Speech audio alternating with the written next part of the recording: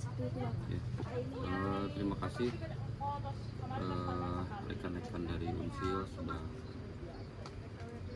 peduli terhadap kesehatan masyarakat. Jadi untuk di Sukanagara ini kondisi sosial kemasyarakatan khusus kesehatan itu memang menjadi pusat perhatian program-program unggulan atau prioritas dari pemerintahan. Itu diantaranya stunting, ibu hamil, sampah, dan kemiskinan. Itu berkaitan sangat erat sekali dan merupakan program-program yang untuk kesejahteraan dan kesehatan masyarakat. Nah, sekarang stunting kami lakukan untuk menjaga stunting di kemudian hari. Maka pihak pemerintah itu ada program pemberian pil penambah darah itu untuk ibu-ibu hamil, dan itu merupakan langkah antisipasi dalam rangka New Zero Stunting. Nah, hal ini menjadi konsen kami dikarenakan berkaitan dengan program bahwa negara kita itu menyongsong Indonesia Emas 2045 ya. Nah, dan untuk sekarang itu dalam rangka mempersiapkan generasi-generasi yang kuat dan mumpuni.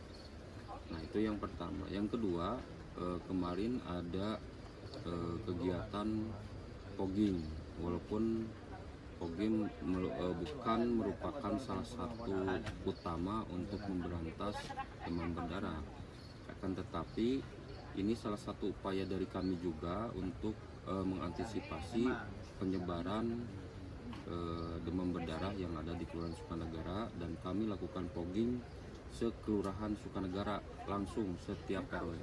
Jadi ada 15 ke-RW-an, semuanya di fogging. Jadi tidak ada yang tidak terfogging. Alhamdulillah kami kerjasama dengan elemen masyarakat yang lain. Nah, ini selanjutnya bahwa tentang kesehatan, ini masalah sampah. Nah, sampah kenapa menjadi prioritas pembangunan kita juga? Karena menurut penelitian bahwa lingkungan itu akan berdampak 40% itu terhadap kesehatan warganya. Maka dengan hasil penelitian para ahli tersebut, kami melaksanakan penanggulangan sampah dengan cara gotong royong, dengan cara membangun bank sampah, terus memberikan sosialisasi, pendidikan, edukasi dan sebagainya. Itu salah satu langkah-langkah upaya dan ikhtiar kita dalam rangka mewujudkan masyarakat yang sehat. Dari program-program yang sudah disebutkan tadi, apakah masyarakat terus berperan aktif, apa tiba-tiba jadi mulai memudar gitu, masyarakat itu jadi malas gitu, apa gimana? Jadi betul, untuk kondisi saat ini perlu diketahui bahwa mentalitas masyarakat itu sudah menurun, diakibatkan dari beberapa faktor, beberapa variabel yang tentunya itu menjadi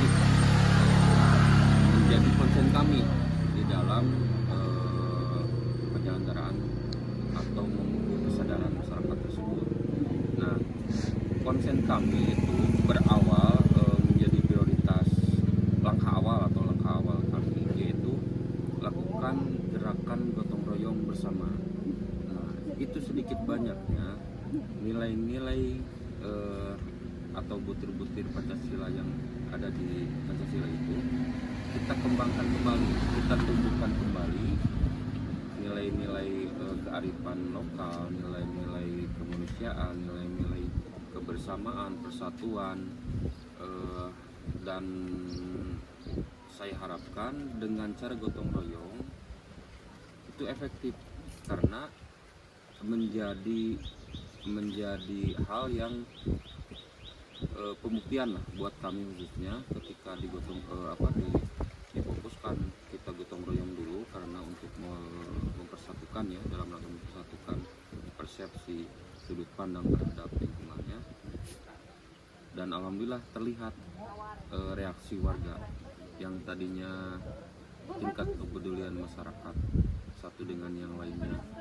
hanya biasa-biasa saja, dan sekarang alhamdulillah telah meningkat gitu. Dan terus masyarakat lebih peduli satu sama lainnya dengan adanya bank-bank sampah yang baru, dan itu kan sudah memperlihatkan ada progres dalam pelaksanaan gotong royong tersebut, dan itu adalah merupakan salah satu ciri dan cara pola kami di dalam memerintah atau memimpin bersama-sama di Kelurahan Sukanagara. Alhamdulillah efektif, walaupun tidak signifikan, akan tetapi sudah terlihat, dan itu adalah proses dan berproses saja. Dari gotong royong ini tuh dilaksanakan pada berapa bulan sekali atau berapa minggu sekali? Kita melihat momen saja. Jadi kalau misalkan terlalu sering itu akan jenuh terhadap masyarakat. Tetapi momen-momen tertentu, contoh momen-momen tertentu, misalkan setelah pilkada kemarin, pileg. Nah, saya berpikir kan di sana banyak terkelompok-kelompokan, ya karena pemilu itu memilih si A, si B, si C, terjadi pengelompokan warga. Nah, saya mengambil momen itu, dilakukanlah gotong royong akbar di sana, sehingga mencair suasana. Nah, seperti itulah, itu menjaga ritme saja untuk persatuan dan kesatuan di kita saja, sehingga kepedulian tetap terjaga, persatuan tetap terjaga. Fogging gitu loh Pak, apakah untuk mengatasi DBD itu hanya dengan fogging atau membatasi jentik-jentik juga? Betul, hanya membatasi perkembangan. Jadi tidak membunuh sebetulnya, hanya membatasi saja. Dan memang menurut penelitian juga, fogging itu tidak akan memberangus DBD tersebut.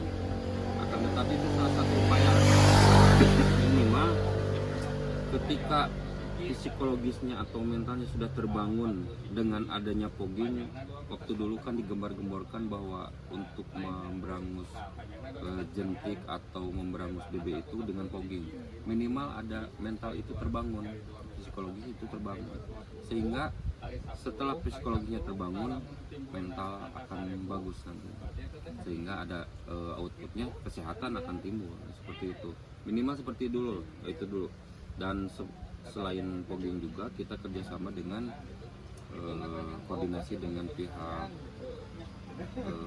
puskesmas untuk membantu di dalam sosialisasi dan edukasi terhadap masyarakat bagaimana caranya penanganan jentik-jentik DB.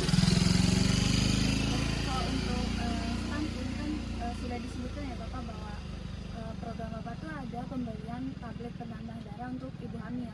Ya, apakah itu dilaksanakan di posyandu gitu?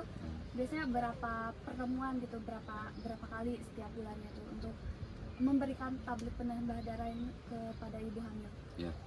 Jadi untuk masalah penanganan stunting itu kita koordinasi dengan kader-kader posyandu. Pas ada jadwal saja di posyandu itu dilaksanakan atau 1 minggu sekali, seperti itu. Dan ini sudah terbangun. Tetapi untuk lebih intensnya lagi dalam pemberian itu dan dalam rangka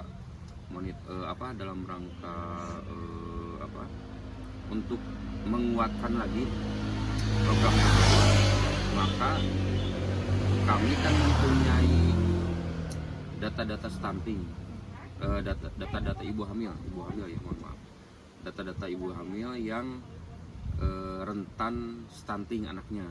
Nah, itu kami punya datanya, sehingga kami berinisiatif dan instruksi dari Pak Wali juga untuk mengunjungi langsung, memonitoring pemberian pil penambah darah tersebut ke lokasi rumah ibu hamil langsung gitu, oleh saya langsung dengan ibu bidan atau ibu kadar.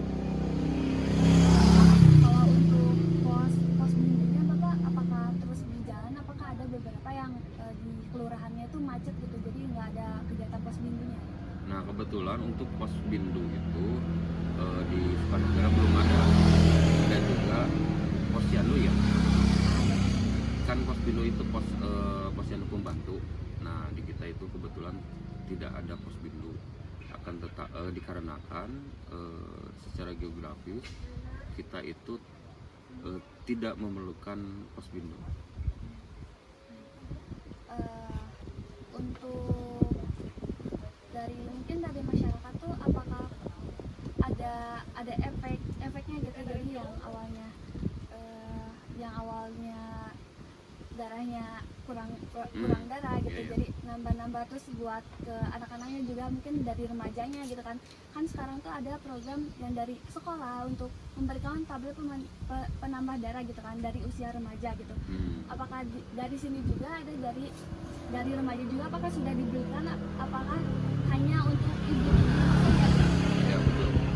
Untuk sekarang khusus Kelurahan Sukanegara itu baru hanya pemberian pel yang saya lakukan langsung ke titik sasaran ya, ke ibu-ibu hamil. Nah untuk remaja itu lagi dirumuskan dulu. Jadi kita insya Allah untuk membentuk tim efektif dulu, tim kerja dulu dalam rangka antisipasi remaja yang kurang darah itu kan ya, insya Allah untuk kedepannya, dan ini lagi dirumuskan ya. Ya, mungkin segitu aja Bapak. Terima kasih atas obrolannya, sangat-sangat bermanfaat gitu bagi saya. Mungkin masyarakat juga akan terus sehat ya dari program-program yang sudah Bapak jalankan gitu. Terima kasih Bapak atas waktunya. Wassalamualaikum warahmatullahi wabarakatuh. Waalaikumsalam warahmatullahi wabarakatuh.